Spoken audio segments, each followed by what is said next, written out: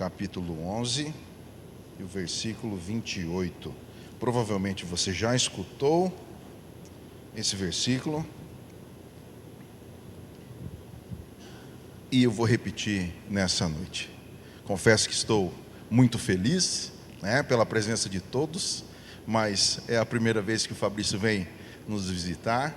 Então quero dizer que você é bem-vindo, Fabrício, como sempre, E trouxe também a Andressa, sua esposa. Nós estamos muito felizes com a presença de vocês nessa noite. Vocês fiquem à vontade. Estão na casa do Pai. É isso, né, Lu? Então vamos lá. Mateus 11 e 28. Diz assim: venham a mim todos os que estão cansados e sobrecarregados, e eu lhes darei descanso. Vamos de novo. Venham a mim todos os que estão cansados e sobrecarregados, e eu lhes darei descanso. Amém? Você pode se assentar. Eu acho que tem uma cadeira para todo mundo aí. Todo mundo também é muita gente, Mas para todos que vieram tem um lugarzinho para sentar. Vou arrumar meu tablet aqui. Bom, gente, vamos lá. Na verdade, desde a semana passada, fiquei pensando a respeito da palavra que o Marcelo trouxe para nós, Pastor Marcelo trouxe para nós, aí ficou melhor. E uma coisa que me chamou a atenção foi a respeito da frustração, Falou a respeito de frustração e, enfim, nós compreendemos que a frustração faz parte da experiência humana. Também lá no grupo de discipulado na quarta-feira nós falamos a respeito de nós como pais com relação aos nossos filhos, Que muitas vezes nós fazemos de tudo para poupar os nossos filhos de passar por esse sentimento de frustração. Mas, como diz o outro, nós também vimos que muitas vezes Deus usa essa questão da frustração, para deixar a gente mais forte, mais resistente, mais resiliente. Muitas vezes a gente passa umas situações na nossa vida que a gente não gostaria de passar. E também não estou dizendo que foi Deus que enviou uma tribulação lá na sua vida, ou que trouxe para você algum problema. Muitas vezes, como disse o Luciano muitas vezes para mim: olha, Fer, tem muita coisa que não é Deus que enviou, mas é um resultado das nossas escolhas. Mas mesmo assim, Deus, na sua infinita graça e misericórdia, usa dessas situações para trazer para nós experiência, que vai trazer para nós um crescimento, um desenvolvimento, e a gente vai ficar um pouquinho mais forte. Não quero aqui criar uma teologia da frustração, mas eu coloquei aqui que frustração é um sentimento de desapontamento, insatisfação, impotência, quando surge um desejo, um plano, uma expectativa que não se realiza de uma forma esperada. Expectativas elevadas, obstáculos inesperados. E o terceiro, que eu achei assim que se encaixa legal, é o esforço sem retorno, quando investimos tempo, energia e dedicação, mas não vemos o resultado que nós esperávamos. Então eu comecei a meditar mais um pouco a respeito disso. E quase sempre a frustração aparece quando uma expectativa ela não se cumpre. Eu comecei a adotar até meio em tom de brincadeira, Às vezes eu vou na academia, às vezes eu vou na natação, daí o professor fala assim: tem que fazer assim, assim, assado, e dá toda uma instrução. Daí eu falo assim: não vamos criar expectativa para não se frustrar. Vou tentar, mas se não der certo, aí rimos todos e eu vou nadar do jeito que eu sei, vou fazer o exercício do jeito que eu sei, já tira aquele peso. Mas de verdade mesmo é algo que vem contra aquilo que nós estávamos esperando. Então acaba por trazer uma frustração, acaba por trazer um desânimo, Então planejar, sonhar e trabalhar faz parte da nossa vida. Criar expectativa, eu acho que é assim uma parte natural das nossas vidas. E o problema é o seguinte: é quando a gente cria expectativa a respeito dos resultados. E quando os resultados eles acabam por ser na nossa vida um lugar de segurança. O que acontece? Se você coloca a tua segurança no resultado daquilo que você está fazendo, é muito provável que você vá se frustrar. Tem um exemplo meu, tenho loja, e daí, antigamente, hoje não mais, mas antigamente era assim. Todo dia que tinha venda, todo dia que eu conseguia desenvolver um bom trabalho, tinha um bom resultado financeiro, nossa, como eu ficava feliz. Nossa, eu era um bom pai, eu era um bom filho, eu era um bom marido, nossa, estava tudo certo. Né? Tem uns dias que você pode, assim, ganhar o mundo, vamos dizer assim. E daí no dia que não dava certo, quando não fechava um orçamento, ou qualquer coisa vinha ao contrário, pronto, Solano tinha que pegar eu assim debaixo do braço, dar uma levanta, não, vamos de novo, amanhã a gente vai mais uma vez e tal. Mas era muito forte, por quê? Porque o meu lugar de segurança estava em, se eu vender, se eu alcançar determinado número, eu vou ter tanto em dinheiro, eu vou guardar um pouquinho, eu vou conseguir fazer uma reserva, eu vou estar seguro. Quer dizer, a minha segurança está medida no resultado. E, a bem da verdade, a grande pergunta que eu acho que todos nós podemos fazer é a seguinte: onde nós encontramos descanso para a nossa vida quando ela não corresponde às nossas expectativas? Então é aqui, exatamente aqui, que eu me lembrei desse texto tão conhecido, né? Mateus 11:28. E como primeiro tópico, eu coloquei aqui, vinde a mim. Quando Jesus fala assim, vinde a mim todos os que estão cansados, sobrecarregados e oprimidos, e eu vos aliviarei. Tem uma versão que diz assim, eu lhes darei descanso. Alívio e descanso são palavras que despertam em nós algo bom. Eu nunca ouvi alguém dizer que estava aliviado ou descansado como se estivesse descrevendo uma experiência ruim. Mas quando a pessoa fala assim, nossa, ai que alívio. Geralmente estava esperando o resultado de alguma coisa e aquilo foi favorável para si. Nunca vi ninguém falar assim, nossa, estou descansado, ai que ruim. Né? Nunca vi ninguém assim. Então assim, eu fiquei meditando a respeito dessa promessa de Jesus. Venham a mim e eu lhes darei descanso. Jesus está chamando e está prometendo algo para nós. Aí eu pensei comigo assim, que seria maravilhoso poder viver esse descanso todos os dias, experimentar esse alívio. Mas então surgiu uma outra pergunta no meu coração.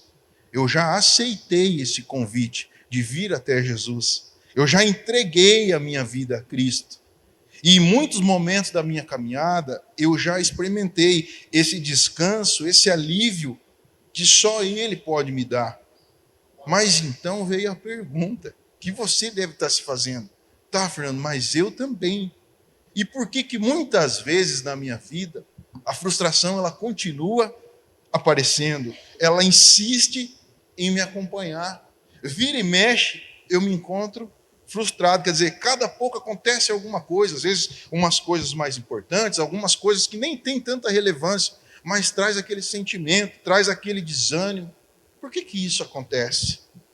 É que, na verdade, irmãos, se nós continuarmos lendo aqui, vai dizer assim, que a promessa de Jesus é a respeito de descanso, é de alívio, mas não é de uma promessa de uma vida sem obstáculos, sem perdas, sem decepções. O que Jesus prometeu foi descanso. E não que tudo ia acontecer como nós desejamos. Porque, veja bem, muitas vezes nós desenvolvemos uma mentalidade de agora eu sou de Jesus, agora eu sou amigo de Deus, nada mais de ruim vai acontecer. Ou seja, Deus, você ganha para me cuidar, você ganha para me proteger, você ganha para que a minha vida seja só vitória, só alegria. E existe uma grande diferença entre essas duas coisas. Muitas vezes eu espero que Jesus mude as circunstâncias para que eu encontre paz. Só eu que sou assim, que quero que todas as coisas estejam certinho, tudo esteja no lugar, tudo esteja correndo conforme. Não, daí agora eu estou tranquilo. Qualquer coisinha que sai do programado, já começa meu coração já a bater mais forte, aí eu já vou dormir, acordo de madrugada, não consigo mais dormir, aí eu tenho que levantar, tomar um copo d'água, e eu já fico preocupado. O que acontece? Muitas vezes Jesus ele muda o nosso coração ao invés de mudar as circunstâncias. E mesmo que as circunstâncias não mudem, pela fé que nós temos, do que aquilo que nós precisamos, que é ser supridos, que é ser cuidados, vai acontecer. Porque nós somos os melhores, porque nós não temos defeito? Não, porque quem fez a promessa é fiel para cumprir. Então, às vezes, quando eu olho para a circunstância e mesmo assim eu não consigo enxergar, a Bíblia diz que eu posso crer, porque Deus não é homem para que minta, nem filho do homem para que se arrependa. A circunstância ainda não mudou, as coisas ainda não estão fáceis, mas o meu coração está sendo mudado, está sendo moldado, está sendo transformado, para que mesmo que a circunstância não mude, eu aprenda a descansar no Senhor. Então a frustração, irmãos, na verdade, o que acontece? Ela revela onde estão as nossas expectativas e onde está firmado o nosso coração. Quando a minha esperança está no resultado, qualquer resultado diferente daquilo que eu espero, ele produz um desânimo. Mas quando a minha esperança está em Cristo, eu posso até sofrer uma decepção, mas a decepção ela não tem mais poder sobre a minha vida, porque a minha vida está assentada sobre a fé que eu tenho no Filho de Deus. Naquele que muda a circunstância, naquele que me cuida, naquele que está me tratando, que está me transformando, mudando a minha vida, independente daquilo que eu consigo entender, eu posso crer. Até tem no livro de Provérbios que fala que não é para nós tomarmos por base o nosso próprio entendimento, mas antes é para nós crermos no Senhor.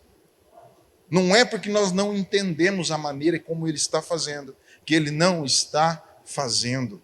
Tem uma outra questão que eu não ia falar, mas eu penso que cabe aqui. Muitas vezes a gente tira um extrato da nossa vida, do momento atual que nós estamos vivendo, e nós achamos que a nossa vida vai terminar nesse pedaço. E realmente, muitas vezes, talvez você vai tirar um extrato da tua vida e não está do jeito que você gostaria. Mas você esquece que nada é para sempre. Tem até aquele ditado que não há bem que sempre dure e nem mal que nunca acabe. Então quer dizer o quê? Nós estamos caminhando. E talvez se você olhar só a tua situação momentânea, você tenha razão. Talvez você pode até querer se entristecer. Não deveria, mas pode. Faz parte da vida. Não quero aqui também que você fique desanimado. Não quero aqui que isso toque o teu coração de uma maneira que não deveria, mas eu quero dizer para você que você pode continuar caminhando. Você pode perseverar em oração, você pode se alegrar na esperança e na tribulação ser paciente. O que acontece? Então Jesus começa dizendo assim, olha, venha a mim. Antes de mudar a nossa maneira de viver, Jesus deseja restaurar o nosso relacionamento com Ele. Então, Ele está chamando nós, mas não é só aquela questão de um lance, de um momento. Ele está chamando nós para um relacionamento. Então, antes da obediência, vem a aproximação. Antes do discipulado, vem o encontro. Antes do jugo, vem o convite. O descanso não começa quando nós entendemos todas as respostas. Ele começa quando nós atendemos ao convite de Cristo. Venham a mim e vocês vão encontrar descanso para as vossas almas. Aí, o segundo tópico, para não ficar demorando muito no primeiro, diz assim, tomai sobre vós o meu jugo. E levando em consideração, irmãos, que você sabe o que é um jugo e eu também sei o que é o jugo. Aí eu comecei a analisar o que é o jugo, Muitos de nós conhecem jugo por canga. Sabe aquele que vai em cima do pescoço do boi, no carro de boi, vai em cima, acho que dos cavalos também, na frente da carroça, ou daquele boi que vai no moinho, É moinho? É moinho, aquele que fica girando assim, para moer as coisas, moinho, tá? No engenho, aí, ó, boa, pode ser de cana, Tô brincando. Tá, mas enfim, o que acontece? O que me fez lembrar o jugo? É um peso sobre o meu pescoço. Como assim que Jesus está chamando para tomar o jugo dele? Como assim? Não é para aliviar? Vai colocar um peso no pescoço. Quem aqui já pegou uma criança e colocou aqui, ó, em cima dos ombros aqui, segurou nas perninhas aqui, ó, né? E foi caminhando com aquela criança. Quando tirou de cima do pescoço, que largou no chão de novo, nossa, que alívio, já está marcado, né? Às vezes as crianças parecem que é mais levianinha, que não está pesando tanto, né? Você vai pegar a criança socadinha, vai mais pesado, aquilo chega a dar uma canseira. Eu lembro uma vez que eu fui pegar um... eu vou te contar, né, cara? Não é fácil. Fui ajudar o cara do material de construção, ensinar onde que era o endereço para ele entregar o material, na casa do pai, lá no Tio Zaca. Por fim, os caras chegaram lá e começaram a descarregar aquele caminhão. E daí, os caras descarregando, eu grandão, acho que eu tinha uns 12 anos, mas eu já era desse tamanho, né? Aí é o seguinte, falei, vou ajudar, né? Aí eu cheguei perto lá, falei pro cara, me alcança alguma coisa. Ele veio e trouxe um saco de cal, né? E puf, em cima da minha cabeça. Aí eu peguei com as duas mãos aqui, né? Pá, beleza. Mais um saco de cal, mais outro, e os caras ali correndo também. Só que daqui a pouco, irmão, um saco de cal, se eu não me engano, são 20 quilos, tá? Acabou o cal. Acabou o cal. O que aconteceu? Olha só. Do nada, o cara olhou para mim e falou assim, esse piá aguenta um saco de cimento na cabeça, mas do nada, quase que me estraga o pescoço. Né? Eu tinha assistido aquele filme do Jurassic Park, né? Rapaz, quando o cara colocou aquele saco de cimento na minha cabeça, eu só senti aquele peso assim, ó, deu aquela comprimida, o meu pescoço parece que criou duas asas, assim, ó, de tanta força que eu tive que fazer. Eu falei, não vou aguentar, cara. Eu só fui tastaviando assim, ó. Daí eu fiquei com vergonha dos caras. E daí eu fui e joguei mais perto. Daí um cara pegou, enfim.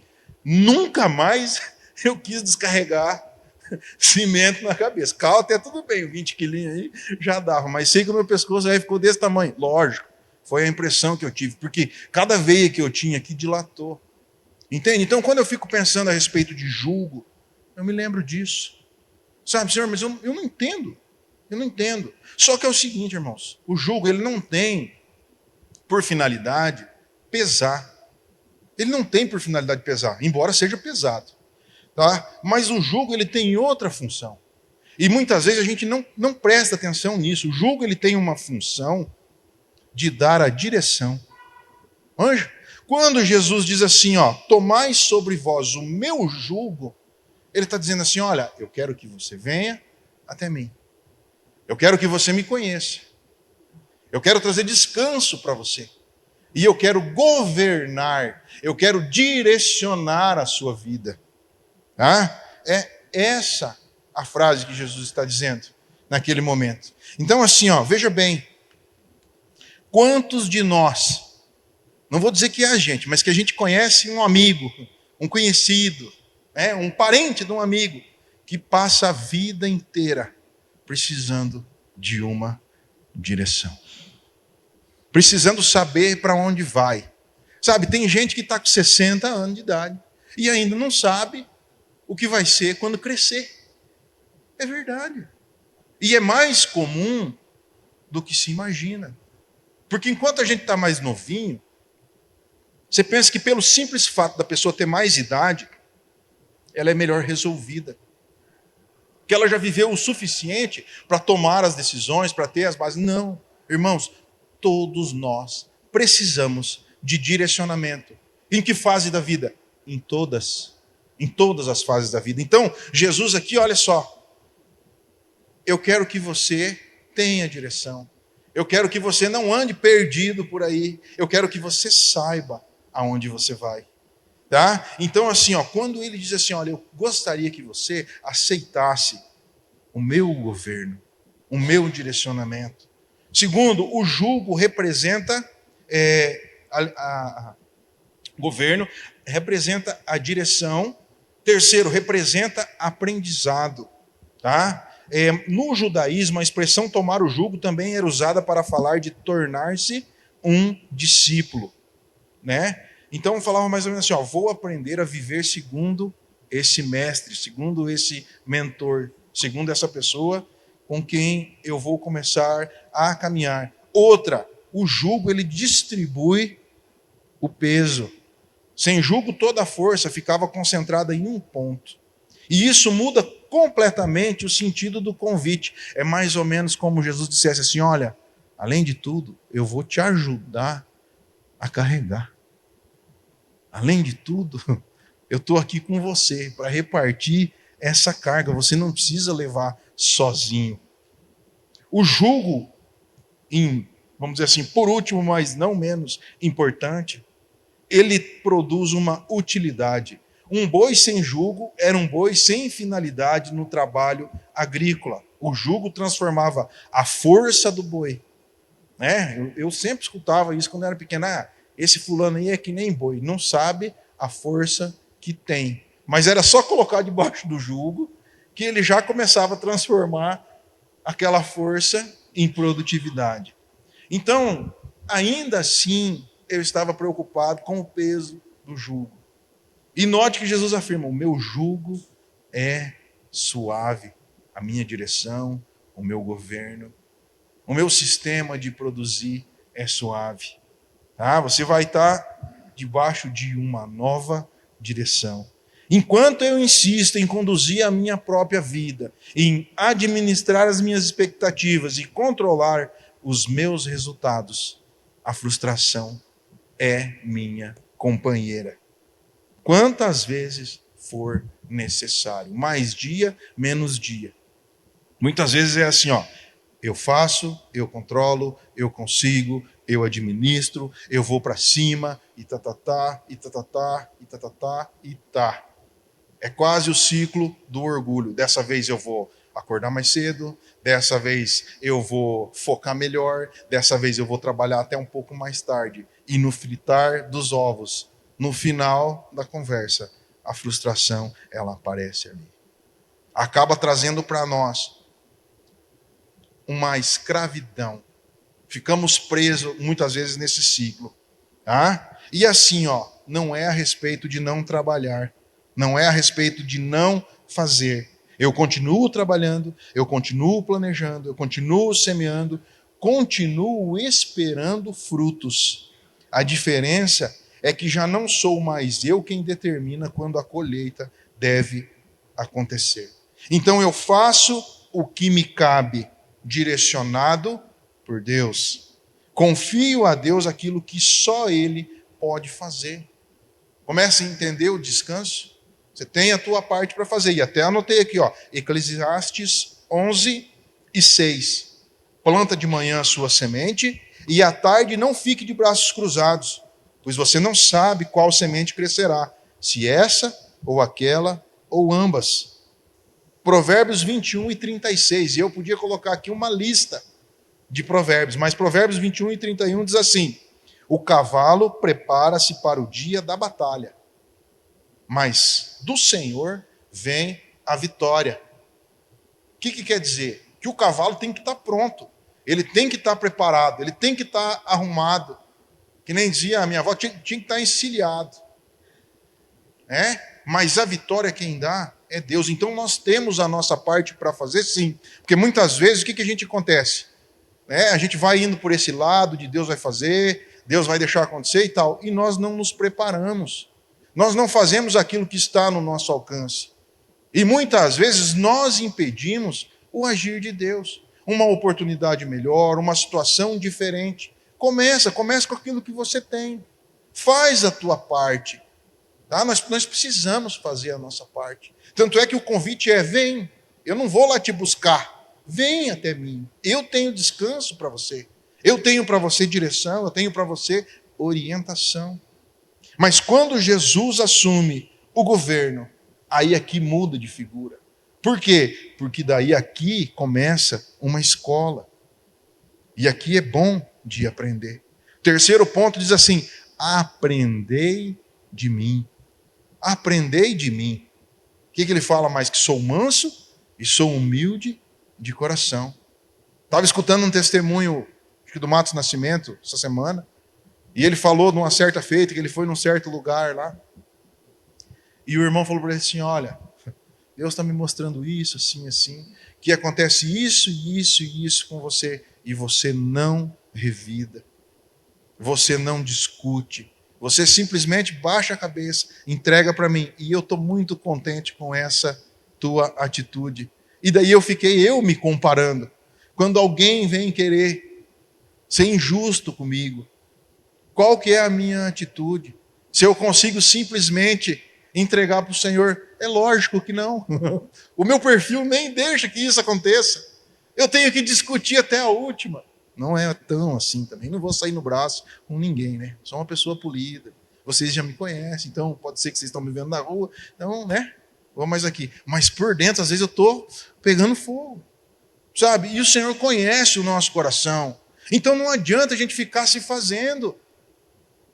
A impressão que eu tinha era assim, ó, parece que tem uma tinta aqui dentro de uma lata. E daí, quando acontece esse tipo de coisa, que eu tenho esse tipo de reação comigo, eu não falei nada. Mas a impressão que eu tenho é que aquela tinta já derramou no meu coração. Aí eu comecei a olhar para aquele testemunho do Matos Nascimento, cara. O cara tem, sei lá, um monte de música gravada. Uma vez ele estava fazendo um teste, falou assim, ó, Deus me deu essa música. Ele cantava um pedacinho, você conhece? O pessoal conhecia. Ele cantou mais de 10.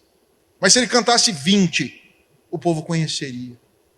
Você entendeu? Porque é assim, ó, Deus fala e Deus faz. Só que assim, ó, daí no meu ponto, me comparando com ele, eu me achei muito para trás. Porque eu tenho que decidir, eu tenho que resolver, eu tenho que me cuidar. E é aqui que é o ponto. Aí o que Jesus fala assim, ó, aprendei de mim, que sou manso. Você não é manso, você tem que discutir, você tem que dar a última palavra, então vem cá, vem caminhar comigo, eu vou ensinar para você como fazer. E veja bem, que ele diz assim, ó, aprendei de mim, porque sou manso e humilde de coração. Não é aprender comigo, é aprender de mim. Existe uma grande diferença entre aprender um ensino e aprender uma pessoa. O aprender no ensino é adquirir conhecimento. Então nós podemos estudar a Bíblia, nós podemos decorar versículo, compreender doutrina, e isso transforma a nossa mente. Mas aprender uma pessoa é muito mais profundo do que conceito. Aprender uma pessoa é conviver, é observar, é imitar o seu caráter e permitir que a sua vida influencie a nossa. Né? Quantas vezes na escola minha mãe falava assim, ó, não anda com esse fulano aí, que esse fulano não é boa companhia. Por que será? Conforme o que ele fizer, você vai fazer também. Ela não queria dizer assim, olha, Fernando, você tem a cabeça fraca, né? O pessoal vai induzir você, né? Enfim, então, assim, ó, não anda com esse fulano aí não, que olha, pelos frutos você conhece a árvore, né? Então assim, ó, vai dar problema. Fica longe. Ó, não vai por aí não. Então, o que acontece? Você começa a conviver, você começa a observar, você começa a imitar. Você entende, irmão? Jesus nos chama para quê? Para um relacionamento. Para um relacionamento. É para você conhecer Ele, para você conviver com Ele, para você aprender dEle, e não só conceitos.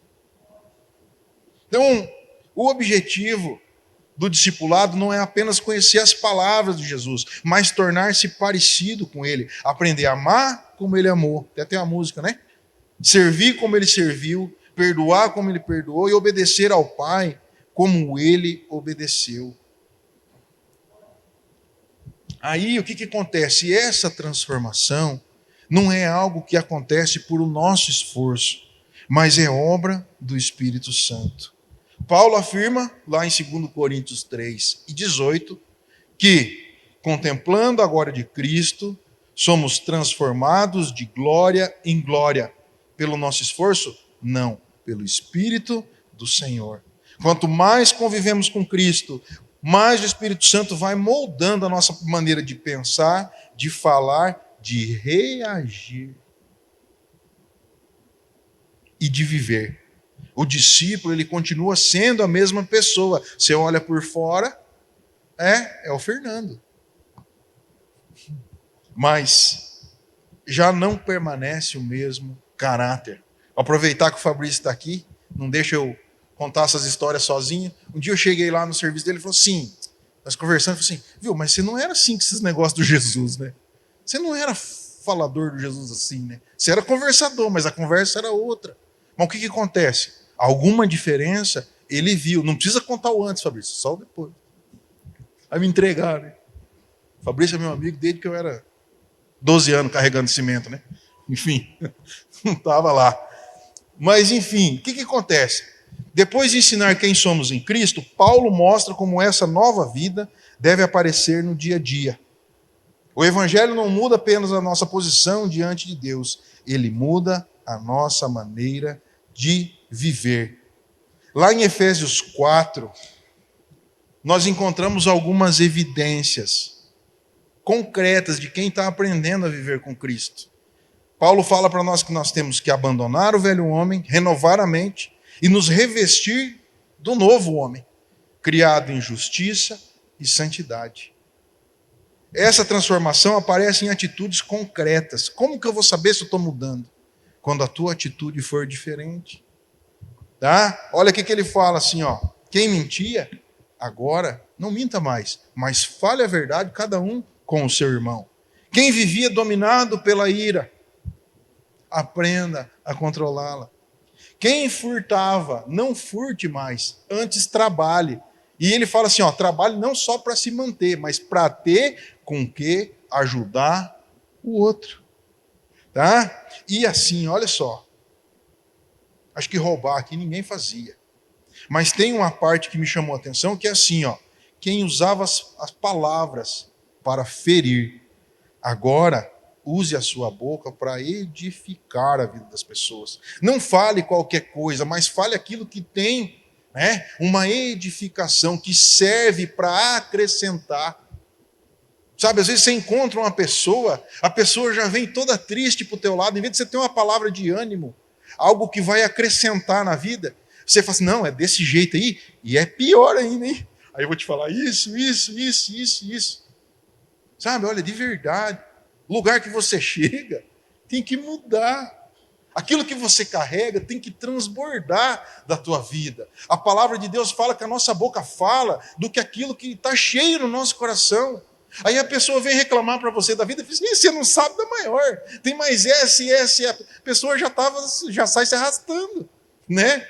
Entendeu? Então assim, ó, muitas vezes, um bom dia que você dá vai ser o único bom dia que a pessoa tem na vida. Você fala, esse negócio de cumprimentar os outros na rua não tem nada a ver. Olha, faz diferença. A maneira como você se porta, o assunto que você conversa. Um dia eu lembro que eu cheguei para cortar o cabelo e eles estavam descascando, né, essa questão dos políticos e falando mal de não sei quem e tal. Eu cheguei, foi 2 conversas que nós tivemos, mudou o assunto. Eu fiquei feliz, falei, nossa, agora mudou o assunto. Paramos de falar de política, terminei de pagar quando eu botei o pé na porta. Mas você viu fulano? Continuou, não mudou nada. Né? Quer dizer, o coração daquelas pessoas estava cheio daquilo ali. Com o que nós temos enchido o nosso coração?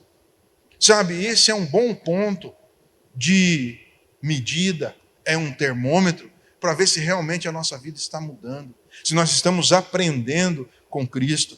Quem caminha com Jesus vai sendo moldado pelo Espírito Santo e se torna cada vez mais parecido com o Mestre. Essa transformação depende de um relacionamento contínuo. Jesus nos mostra em João 15 o próximo passo da caminhada. É preciso permanecer em Jesus, porque somente quem permanece na videira continua sendo transformado e produz fruto para a glória de Deus. Permanecei em mim, e eu permanecerei em você. E você vai dar muito fruto. Até aqui, nós vimos que Jesus chama para estar perto dele. Convida a trocar os nossos fardos e aprender do seu caráter. Mas agora é que surge essa pergunta: como que eu vou continuar vivendo tudo isso? Permanecer descansando, permanecer sendo transformado e como dar frutos. Como dar frutos? Porque você quer saber algo que traz frustração, algo que traz desânimo, é a gente não estar frutificando ao nosso contento. Começa aquela medição, começa a ver aquele que está fazendo, o que está acontecendo na vida do outro, e daí eu olho para a minha vida e não tenho tanto fruto, tanta coisa para mostrar. Mas aqui Jesus ele dá a resposta. Ele fala assim, permanecei em mim e eu permanecerei em vós. A vida cristã não é sustentada pelo esforço, mas pela permanência em Cristo. Permanecer é viver em comunhão constante. A nossa tendência é achar que nós conseguimos viver a vida cristã apenas nos esforçando. Nós precisamos nos esforçar. Mas você veja que Jesus usa aqui a figura da figueira. Ele diz que o ramo, ele não produz a vida, mas que ele permanece ligado ao tronco. Então toda a seiva, toda a força, toda a capacidade de produzir fruto vem dele e não de nós. Sem mim, nada podeis fazer.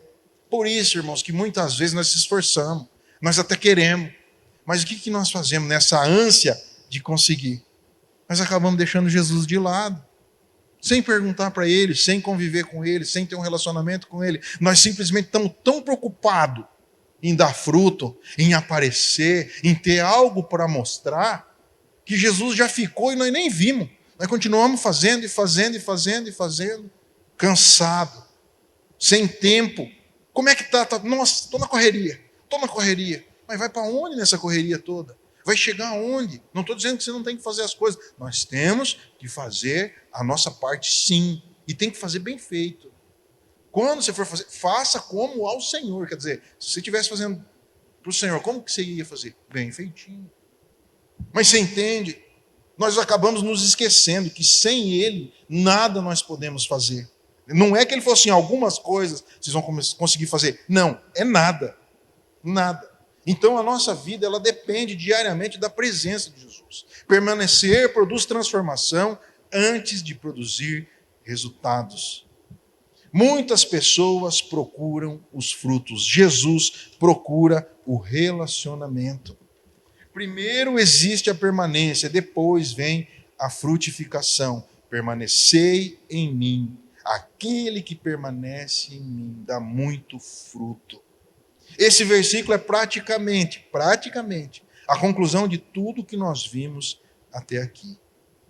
Todos nós desejamos produzir frutos, porque na verdade nós fomos criados para isso, para dar fruto, para dar resultado, para render, para multiplicar, para reproduzir, para encher a terra.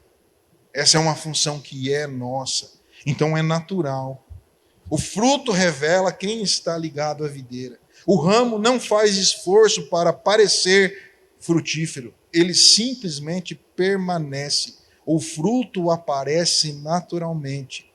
Quando nós permanecemos em Cristo, o nosso caráter muda, as nossas palavras mudam, as nossas prioridades mudam, os nossos relacionamentos mudam e a nossa maneira de servir muda.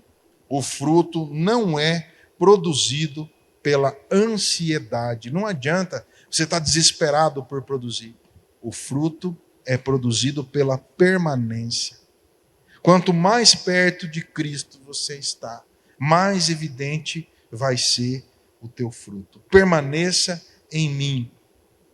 Quando nós permanecemos em Cristo, Ele produz em nós aquilo que nós não conseguiríamos. O segredo da vida cristã não é fazer mais, é permanecer mais. É quando permanecemos nele que o resultado é inevitável. Aquele que permanece em mim dá muito fruto. Quer dar fruto, irmão? Está descontente com os teus frutos? Quer mudar o tipo de fruto que você vem dando, que você vem apresentando? Permaneça no Senhor. Veja bem, vinde todos que estáis cansados, tomai sobre vós o meu jugo, a minha direção, aprende comigo, permanece em mim. Aí então eu vou fazer você frutificar, porque nisso é glorificado o meu Pai. Sabe, eu anotei algumas outras coisas aqui, mas não quero ficar me alongando mais do que o necessário. Não vou assustar o Fabrício, não vai querer mais vir. Mas é assim, uma coisa que eu anotei é que assim, esse descanso que tantas vezes a gente procura, tanto a gente quer fazer para depois descansar, muitas vezes ele está no senhorio de Deus, que tanto nós nos negamos a entregar para Ele. Quero te convidar para ficar de pé, para nós fazermos uma oração. Senhor Deus e Pai, Criador do céu e da terra, Pai de nosso Senhor e Salvador Jesus Cristo, Senhor, eu te agradeço por esse tempo que nós podemos passar aqui na tua casa, louvando a ti, engrandecendo o teu nome, apresentando a ti os nossos louvores. E eu te agradeço, Senhor, por esse tempo de meditação na tua palavra.